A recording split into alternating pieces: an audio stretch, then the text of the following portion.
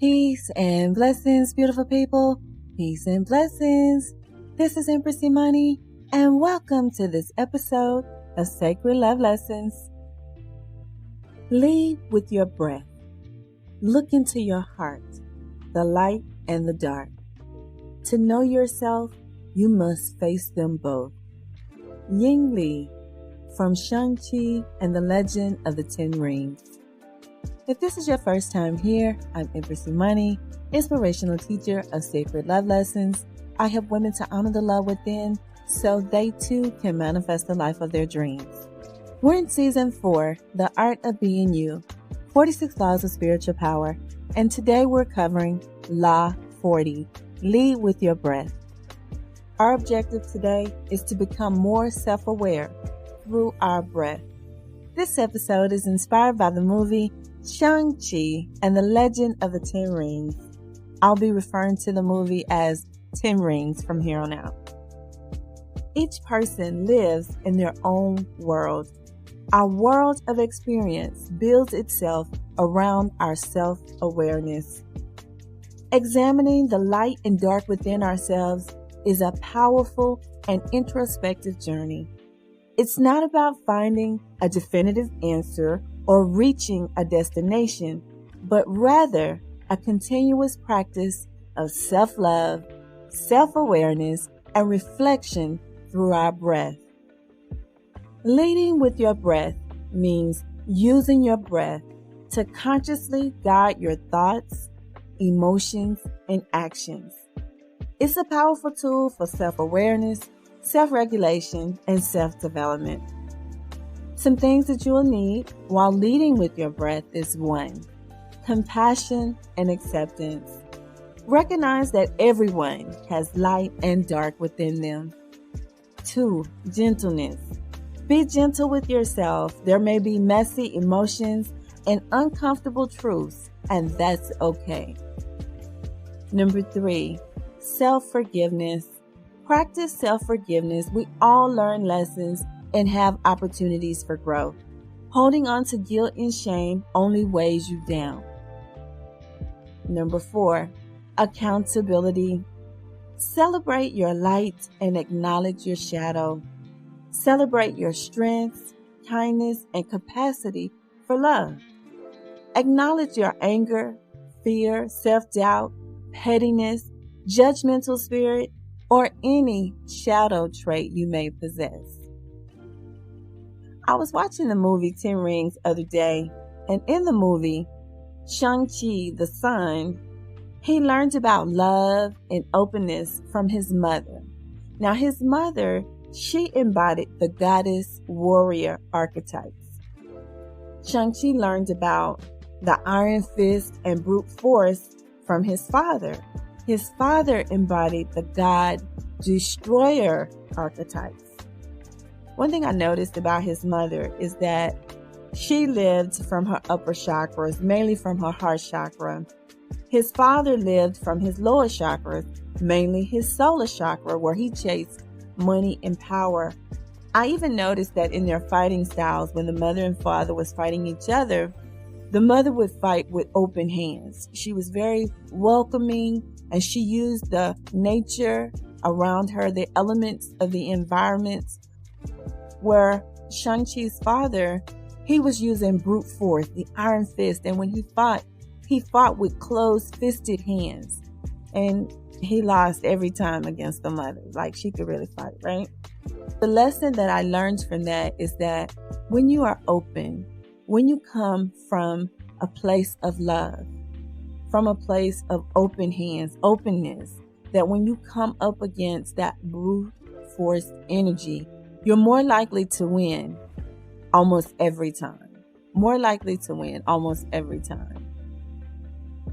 Ultimately, in the movie 10 Rings, Shang-Chi learned about the power of love over the love of power. He remembered what his mom had taught him as a child, and then he was reminded of that lesson from his aunt, his mother's sister. Shang-Chi learned that he held the power to empower others as an agent of love. I just thought this movie was really beautiful. It's action-packed. It's funny. But there's a lot of lessons, life lessons that you can get from this movie. If you haven't seen the movie Shang-Chi, The Legend of Ten Rings, I highly recommend that you check it out. I was on this tour in Tbilisi, Georgia with Wife Goddess.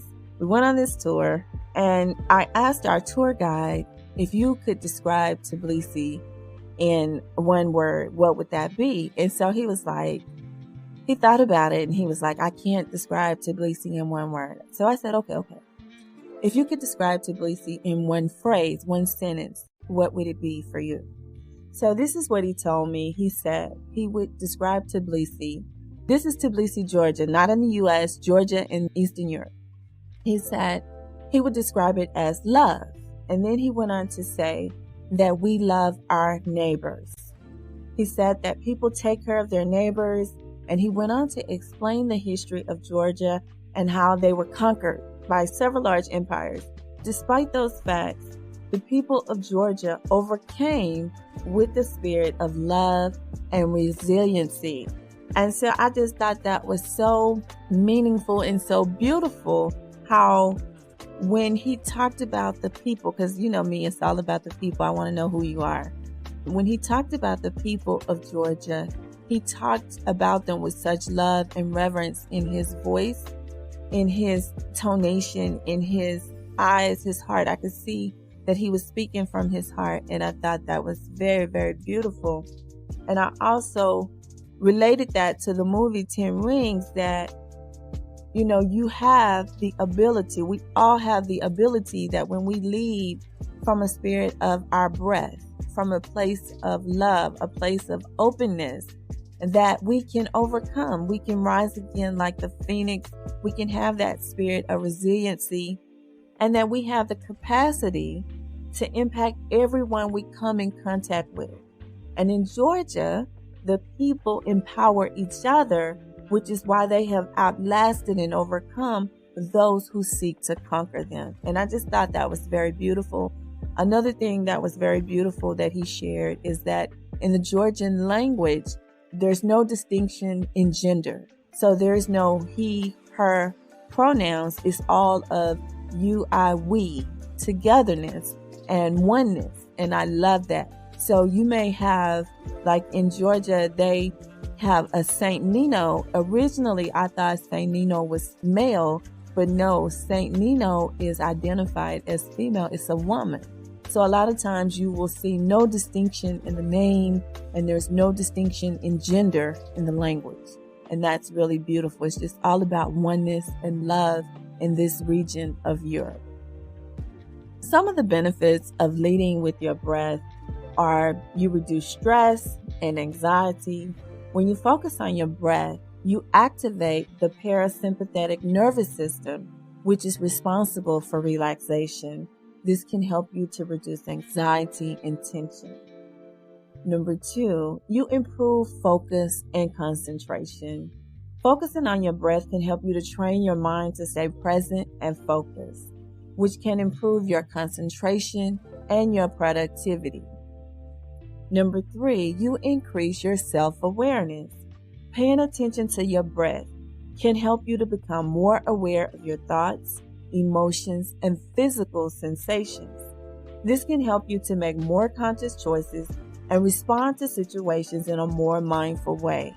I know for me, in my own personal story, when I begin to feel sensations of tension in my body, like I'm in a situation, it's beginning to feel tense, I begin to breathe deeply into my lower abdomen region.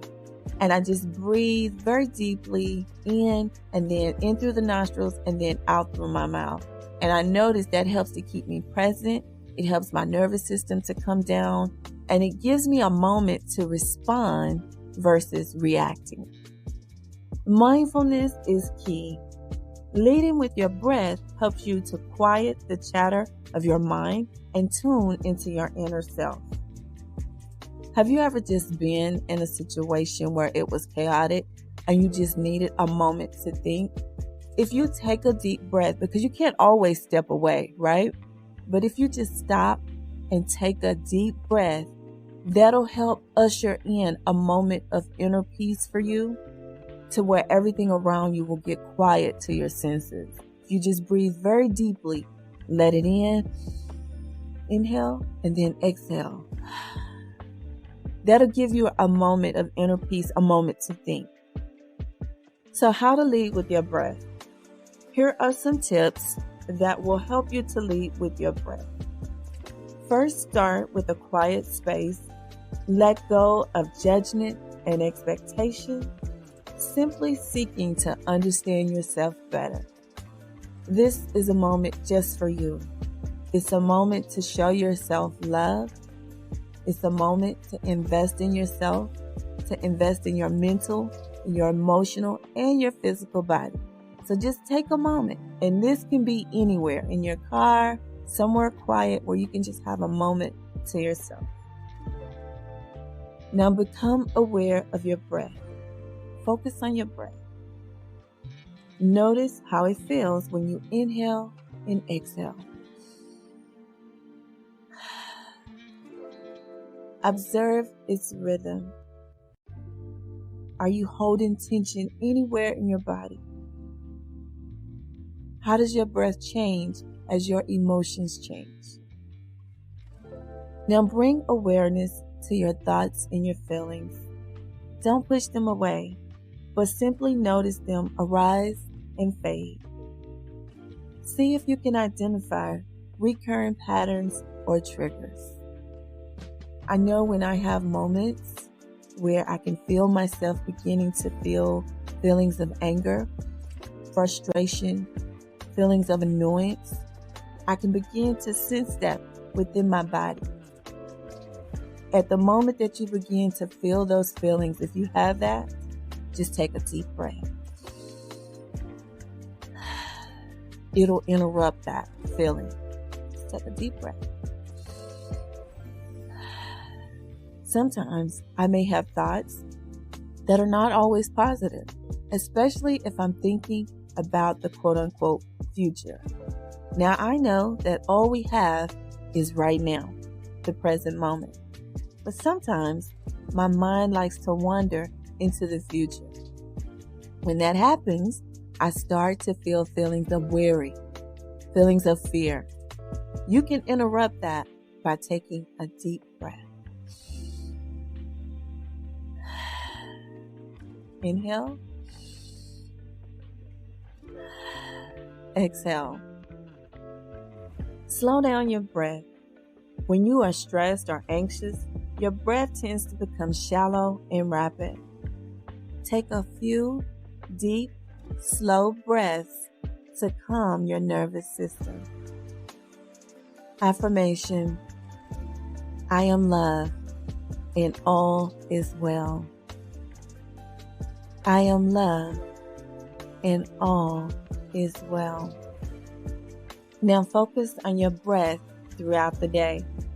Make a conscious effort to focus on your breath throughout the day, even for a few minutes at a time. This will help you to stay grounded and present. There are many different breathwork exercises that can help you to relax, focus, and connect with your body.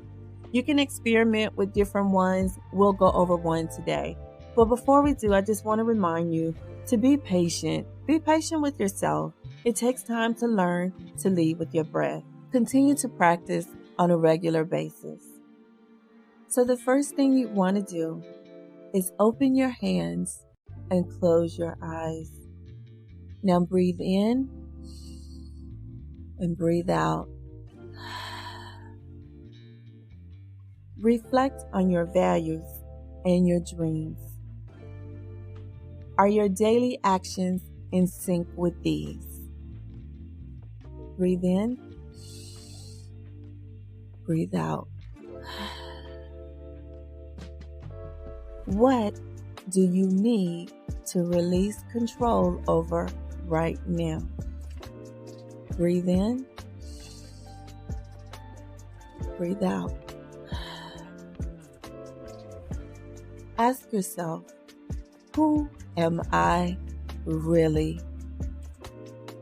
Who am I really? Breathe in. Breathe out. Am I worthy of love?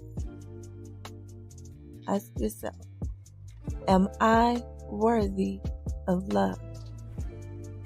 Breathe in, breathe out.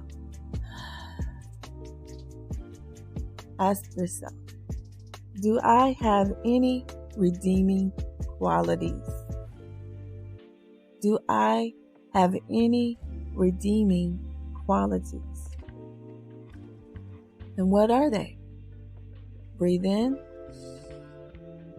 breathe out.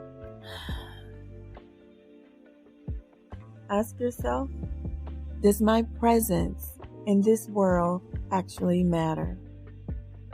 Does my presence in this world actually matter? Breathe in, breathe out. I'll leave you with this final thought. Leading with your breath is a powerful tool for self-development. It fosters a sense of peace and clarity. Your breath can guide you to an internal environment of harmony in full and complete alignment with the universe. By learning to control your breath, you can control your thoughts, emotions, and actions. This will ultimately help you to live a more mindful, focused, and fulfilling life. The power is yours. If you would like to complete more breath exercises, you can book your clarity coaching session today at houseofsacredlove.com. That's houseofsacredlove.com. That's what I have for you today. Live 40 of 46 Lives of Spiritual Power. Lead with your breath. If you have a regular breath exercise and would like to share, please leave us a comment. We would love to hear from you. If you are listening on YouTube or wherever you're tuning in the world, don't forget to click that like, subscribe, comment, repost, share, all that good stuff. And until we speak again, be the light.